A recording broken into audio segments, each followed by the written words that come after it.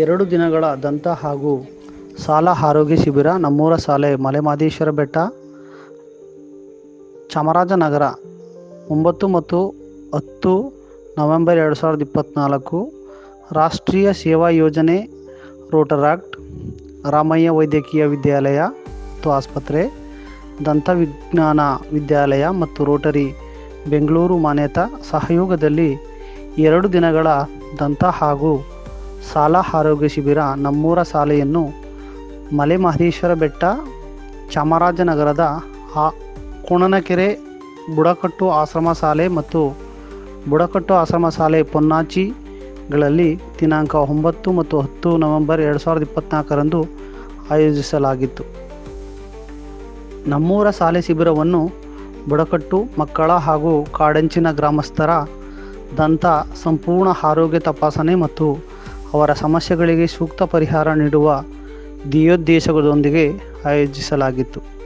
ಶಿಬಿರದ ನುರಿತ ದಂತವೈದ್ಯರು, ಮಕ್ಕಳ ಆರೋಗ್ಯ ತಜ್ಞರು, ಸ್ವಯಂ ಸೇವಕರು ಭಾಗವಹಿಸಿದ್ದರು. ರಾಮಯ್ಯ ದಂತ ವಿದ್ಯಾಲಯದಿಂದ ಡಾಕ್ಟರ್ ಪುಷ್ಪಾಂಜಲಿ, ಡಾಕ್ಟರ್ ಅನಿತಾ ಸಾಗರ್ಕರ್ ಮತ್ತು ತಂಡ ದಂತ ಪರೀಕ್ಷೆಯ ಜೊತೆಗೆ ಸೂಕ್ತ ಚಿಕಿತ್ಸೆಯನ್ನು ಮಕ್ಕಳಿಗೆ ನೀಡಿದರು. ಬಾಯಿಯ ಆರೋಗ್ಯ, ಹಲ್ಲುಗಳ ಆರೋಗ್ಯ, ದಂತಕುಳಿ ಮತ್ತು ಅದನ್ನು ನಿಭಾಯಿಸುವಲ್ಲಿ ಮಕ್ಕಳು ತೆಗೆದುಕೊಳ್ಳಬೇಕಾದ ಕ್ರಮಗಳನ್ನು ಸಹ ಮಕ್ಕಳಿಗೆ ಮನವರಿಕೆ ಮಾಡಿದರು. ರಾಮಯ್ಯ ವೈದ್ಯಕೀಯ ವಿದ್ಯಾಲಯ ಮತ್ತು ಆಸ್ಪತ್ರೆಯ ತಂಡ ಡಾಕ್ಟರ್ ಅನಂತರಾಮ್ ರವರು ಮಾರ್ಗದರ್ಶನದಲ್ಲಿ ಮಕ್ಕಳ ಸಂಪೂರ್ಣ ಆರೋಗ್ಯ ತಪಾಸಣೆಯನ್ನು ನಡೆಸಿ ಅಗತ್ಯವಿರುವ ಔಷಧಿಗಳನ್ನು ವಿತರಿಸಿದರು. ವರ್ಷಾನುಸಾರ ಈ ರೀತಿ ಶಿಬಿರದ ಮೂಲಕ ಮಕ್ಕಳ ಆರೋಗ್ಯ ಸ್ಥಿತಿಗತಿಗಳ ಮಾಹಿತಿಯನ್ನು ಕ್ರೋಢೀಕರಿಸಿ ಸೂಕ್ತ ಪರಿಹಾರಗಳನ್ನು ಕೈಗೊಳ್ಳುವ ಯೋಜನೆಯ ಬಗ್ಗೆ ತಿಳಿಸಿದರು.